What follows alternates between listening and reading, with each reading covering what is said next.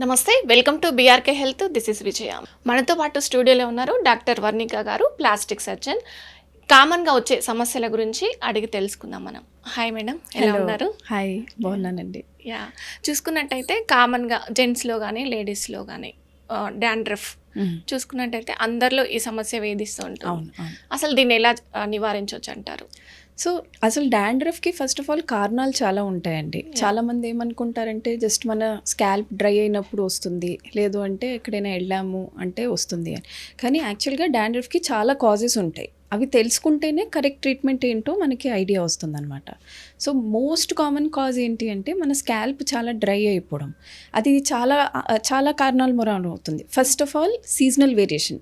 అంటే ఇప్పుడు మీరు చూస్తారు, కొంతమందికి సడన్గా సమ్మర్ నుంచి మనకి రెయినీ సీజన్కి వచ్చేసరికి స్కాల్ప్లో ఇచ్చినెస్ రావడం, దురద రావడము, లేదు అంటే స్కాల్ప్ ఆయిలీగా అవ్వడము, లేదంటే డ్రైగా అవ్వడము, ఇలా స్కాల్ప్లో చాలా చేంజెస్ వస్తాయి.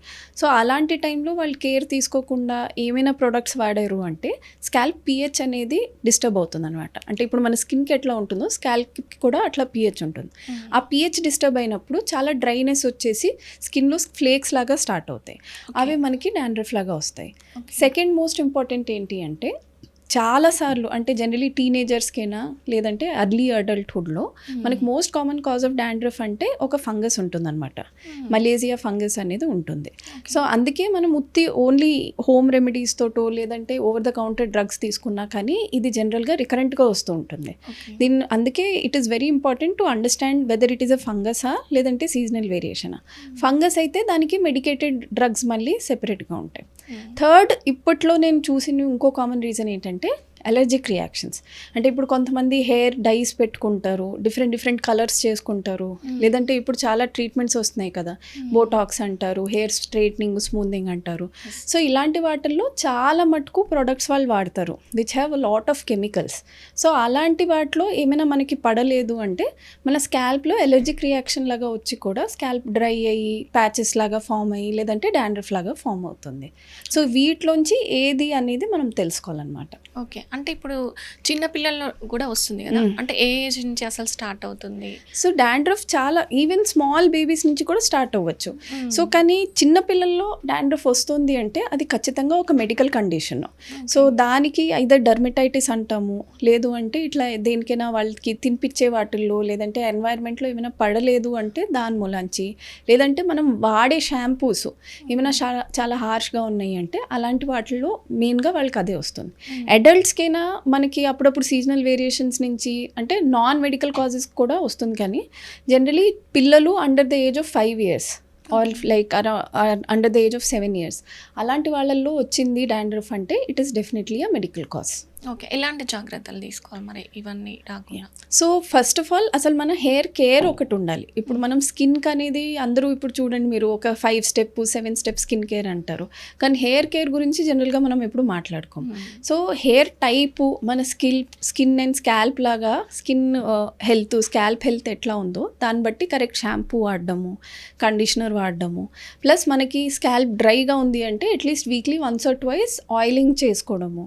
అండ్ చాలా ఇంపార్టెంట్ ఏంటంటే people who are prone to dandruff చాలామంది ఇప్పుడు నైట్ అంతా ఆయిల్ పెట్టుకుని పొద్దున్న షాంపూ చేసుకుంటారు.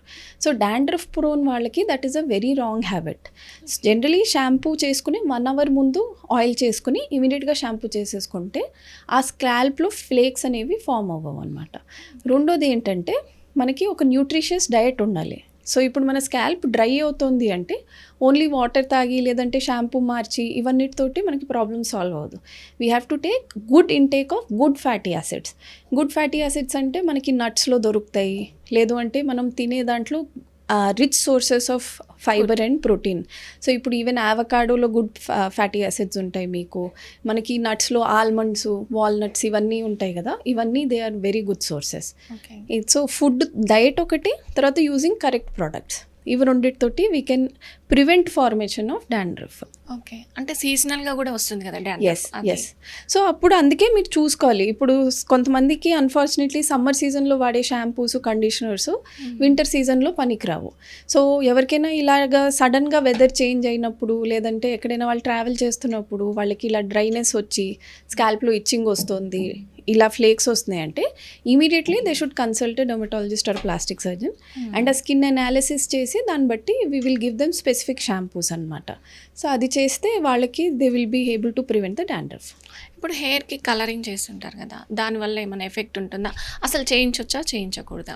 సో హెయిర్ కలరింగ్ అనేది ఈ కాలంలో మస్ట్ అండ్ షుడ్ అయిపోయింది, ఎందుకంటే అందరికీ మనకి అపియరెన్స్ అనేది చాలా ఇంపార్టెంట్ అయిపోయింది. సో అలాంటి టైంలో ఎస్, మనం హెయిర్ కలర్ అనేది చాలా ఫ్రీక్వెంట్గా చేసుకుంటాం, కానీ it should not be two frequent. అంటే కొంతమంది ఇప్పుడు హెయిర్ మొత్తం అంతా డిఫరెంట్ కలర్లో చేసుకుంటారు, నాట్ జస్ట్ బ్లాక్ కలర్. ఇప్పుడు ఎట్లా అంటే they will do even blonde colours అంటారు. సో మనకి ఈవెన్ రెడ్ కలర్ అయినా కానీ లేదంటే ఎల్లో కలర్ అయినా కానీ ఇలాంటివన్నిట్లో ఏమవుతుంది అంటే అమౌంట్ ఆఫ్ కెమికల్స్ ఎక్కువ ఉంటాయి. సో మీరు అది ఎప్పుడు 2 to 3 monthsకి ఒకసారి చేయించుకోవడం ఓకే, కానీ మంత్లీ వన్స్ అట్లా చేయించుకుంటున్నారు అంటే డెఫినెట్గా there will be reaction on the scalp అనమాట. ఓకే, అంటే ఇప్పుడు ఒకవేళ మనం కలరింగ్ చేయించుకునే ముందు దానికి ఎలాంటి, ఇప్పుడు ఇది ఇంత ఎఫెక్ట్ ఉంటుందని మనకు ముందు తెలియదు కాబట్టి ఆటోమేటిక్గా చేయించుకుంటాం. సో ముందు ఇప్పుడు 2-3 months కాకుండా కొంతమంది ఏంటి మంత్లీ చేయిస్తుంటారు మేడం. సో వాళ్ళు ఆ ఎఫెక్ట్ అనేది తెలిసినాక కూడా చేయించుకుంటారు కొంతమంది. దానికి ఏమైనా మెడిసిన్స్ అలా ఉంటాయా? సో వాటికి ఒకటి మనం ఏం చేయగలం అంటే నేను చెప్పినట్టు స్కాల్ప్ హెల్త్ ప్రొటెక్ట్ చేయాలి. సో మీరు ఇప్పుడు ఫర్ ఎగ్జాంపుల్ మంత్లీ చేయించుకుంటున్నారు అంటే మనకి ఇమీడియట్లీ కలరింగ్ చేయించుకున్నాక ఒక 1 week తర్వాత మీరు డీప్ కండిషనింగ్ చేసుకోవాలి. స్కాల్ప్ మసాజ్ కోసము మన ఇంట్లో ఉన్న ఆయిల్స్ అవన్నీ వాడాలి. ఒక సింపుల్ ట్రిక్ ఏంటంటే మన దగ్గర ఇప్పుడు just any kind of coconut oil వేడి చేసుకుని దాంట్లో మందారపాకు లేదంటే తులసాకు ఇవన్నీ వేడి చేసి దాన్ని మనం స్ట్రెయిన్ చేసి స్కాల్ప్ మీద మసాజ్ చేసిన they are very good for dandruff relieving అనమాట. సో మీరు చేసుకోండి, హెయిర్ కలరింగ్ చేసుకున్నాక కూడా ఎవ్రీ వీక్ స్కాల్ప్ని మెయింటైన్ చేయడానికి ఏదైనా మాస్క్ లాగా వాడడమైనా లేదంటే ఇట్లా హెయిర్ ఆయిల్స్ మంచివి వాడడమైనా లేదంటే ఏదైనా మంచి హెయిర్ స్పా లాగా ఉంటుందన్నమాట. అది చేసినప్పుడు కూడా స్కాల్ప్ క్లీనింగ్ చేస్తారు. సో ఇవి పాటిస్తే కూడా స్కాల్ప్ హెల్త్ మెయింటైన్ అవుతుంది. ఓకే, థ్యాంక్ యూ మేడం, చాలా చక్కగా చెప్పారు. Thank you.